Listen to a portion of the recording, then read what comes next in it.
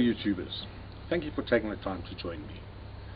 Today on Big Hills World, I want to take you to a site nearby where something very significant happened that changed the course of world history in many ways, yet is forgotten and largely unseen by the people who live around here. Let's go. If you travel west from Johannesburg for about 45 minutes, you'll pass through Krugersdorp and end up on a double road to Randfontein. There's nothing spectacular to see on this road, and a railway track runs to the right of it. But if you look across the tracks, just before you get to the roadhouse at the entrance to the town, you may see two white crosses under the trees. Few people are even aware of the graves, and even fewer realize how the men buried here were involved in changing the course of world history. Please join me while I take you on a short historical journey.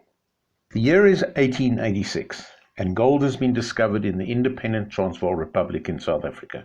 The Boers are simple, God-fearing people, pretty well interested only in farming and being left alone by the Brits, who they've tried to get away from since 1836, when they packed their wagons and headed north. The Transvaal Republic's president is a crusty, hard-ass called Paul Kruger, who is wary of the English and uneasy. It is reported he is unhappy about the discovery of the richest goldfields in the world in his country. He knows his people do not have the skills or capital to exploit the newfound riches. Some say he wants to keep it secret while he figures out what to do, but that is impossible. News of the discoveries spreads around the world like runaway wildfires, and almost before the Boers realize what is happening, tens of thousands of fortune seekers from around the world flood into the Zuid-Afrikaanse Republic. Very quickly, they outnumber the citizens by 3 to 1. They are known as Uitlanders, an Afrikaans word for foreigners. Kruger's government relies on the revenues and taxes generated by the foreign-owned gold mines, and soon the Uitlanders are contributing 90% of the taxes of the country. But despite this, they are denied citizenship and franchise, as Kruger keeps moving the goalposts and upping the period required to qualify for citizenship. The old Boer leader is rightly worried that if the Uitlanders get to vote, he will quickly be out of power. Down in the Cape Colony, arch-colonialist and Prime Minister Cecil John Rhodes watches the situation. As one of the founders of the De Beers Mining Company, he has made a fortune from diamond mining in Kimberley, and the promise of accruing even more riches from the Transvaal goldfields has him salivating. But in addition, Rhodes harbours a desire to see the British Empire stretch from the tip of southern Africa to the Mediterranean. And the Boers of the republics of the Orange Free State and Transvaal are an irritation standing in his way. He desperately wants to unify the whole of South Africa under British rule, and is concerned that the Boers have access to the world through the Portuguese harbour at Delagoa Bay. The Brits are also worried that Kruger appears to be cozying up to the Germans and French. With growing political dissent in the Transvaal by the Uitlanders, Rhodes sees an opportunity. By mid-1895, he concocts a plan. In a scheme that can only be described as hare-brained, he will send an armed raid into Johannesburg, inciting an uprising of Uitlanders with the aim of stepping in to take control. Back in London, the father of future Prime Minister Neville Chamberlain, British Colonial Secretary Joseph Chamberlain, thinks it's a swell idea and does everything he can to encourage it. Rhodes chooses his friend Dr. Leander Starr Jameson to lead the invading force. Jameson first arrived in South Africa in 1878, lured by the discovery of diamonds near Kimberley. A qualified medical doctor, he is known to his friends as Dr. Jim.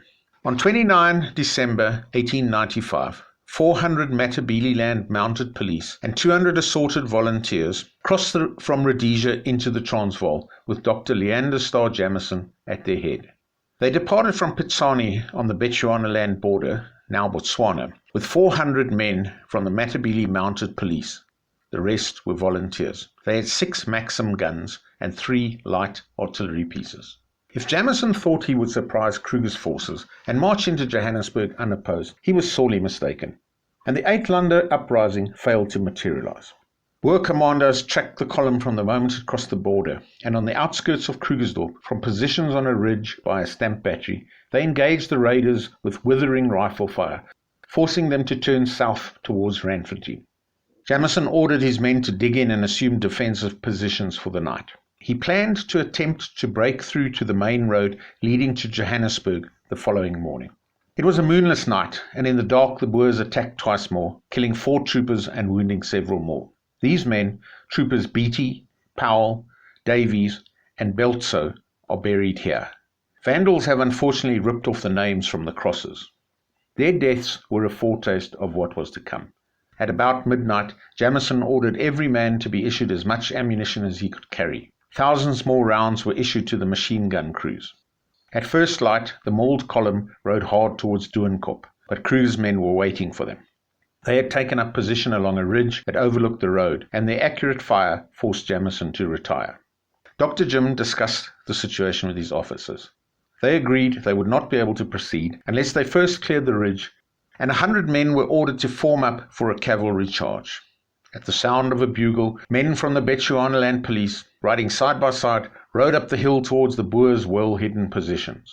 The Boers waited until the riders were only 100 yards away, then cut them down with withering fire. 20 horsemen died in the first attack, without a single Boer casualty. A second cavalry charge was ordered, and more of the raiders died. It was only when the ridge was raked with heavy machine gun fire that the Boers disappeared like mist on a summer morning. The troopers galloped on at full speed, believing they'd broken through the Boer lines, but the wily farmers had led them into a trap. They were attacked from a hill beyond the ridge that gave the Boers cover but allowed them to shoot down at their panicked targets. The machine guns that had once scythed through Matabele tribesmen were useless in this situation, and many overheated and jammed. The column was trapped like ducks in a barrel. Unable to see their enemy, demoralized, troopers began to surrender, and Jameson knew his goose was cooked when shells fired by the Transvaal Staats artillery landed amongst the column. He sent a message to the Boers offering to withdraw from the Transvaal with all his men, but Kruger's men demanded unconditional surrender, and quickly Dr. Jim raised the white flag. The raiders were rounded up and taken to Pretoria. When news broke in London about Rhodes and Jameson's unauthorized expedition, those involved came in for harsh criticism. President Kruger gained much international sympathy. It was seen as the Transvaal's David versus the Goliath of the British Empire. The German Emperor sent a telegram to Kruger congratulating him on having defeated the raiders, and caused great concern in the halls of power in London. The Kaiser's telegram seemed to recognize the Transvaal Republic as an independent power and hinted that Germany was prepared to help her cast off the suzerainty of Britain. British military authorities were extremely concerned by the developments. A special service squadron of the Royal Navy, comprising the most modern ships, put to sea in record time, and for a few days it seemed war with Germany was inevitable. Though not organized or supported by Britain, the Jameson raid increased tensions between the Crown and the Transvaal Republic. Kruger now enjoyed the moral support and admiration of much of the non-British world. The Republic's successes in the First Boer War, and then again in stopping Jameson, left Kruger and his Volksraad with an attitude of invincibility. He had beaten the world's most powerful colonial power twice, without any foreign offers of help.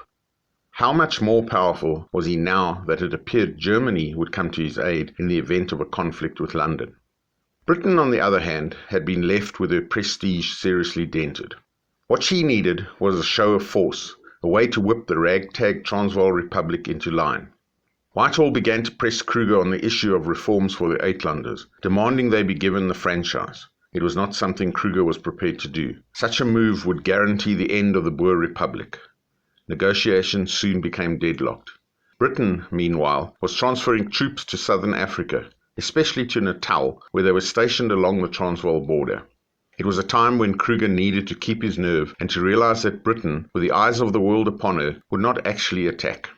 But Kruger, still flushed with his military successes, blundered. He drafted an ultimatum to the British, giving them 48 hours to get their troops off his borders, and demanded an undertaking that no further reinforcements would be sent to southern Africa. If the Crown refused to accede to his demands, he said a state of war would exist. The old president had walked into a trap, and Whitehall had no hesitation springing it. London could not risk declaring war on the Transvaal, but now there was a gift opportunity to reject Kruger's demands and so accept that a state of war existed.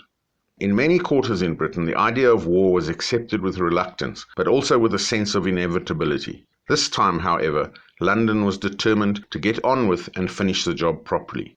Under Lord Milner, who shared Rhodes's dream of a unified Southern Africa, Britain was determined to crush Kruger and his people. The Anglo-Boer War changed the course of history for both South Africa and Great Britain. Lessons learned there changed Britain's military doctrines and tactics forever. It also resulted in a large class of impoverished whites who would eventually vote for the Nationalist Party, whose main election pillar was the introduction of apartheid, a system that caused ructions way beyond this country's borders for years to come. Leander Starr Jameson returned to South Africa in 1900, and after the death of Cecil Rhodes in 1902, took over leadership of the Progressive Party. He was elected Prime Minister of the Cape Colony in 1904. He retired from politics in 1914 and died in 1917. The Jameson raid was also the inspiration for Rudyard Kipling's poem If, voted the best English poem ever written. It is doubtful the rank and file of the Jameson raiders realized the effect their actions would have. I would imagine most simply signed up for an adventure. As I stand by the graves of troopers Beatty, Powell, Davies and Belzer, I wonder if their families even know where their loved ones lie. And in a country where history is not considered important, I wonder how long it will be before there is no longer any trace at all of these men. I hope you enjoyed this little journey. If so, please subscribe and tell your friends. Until next time,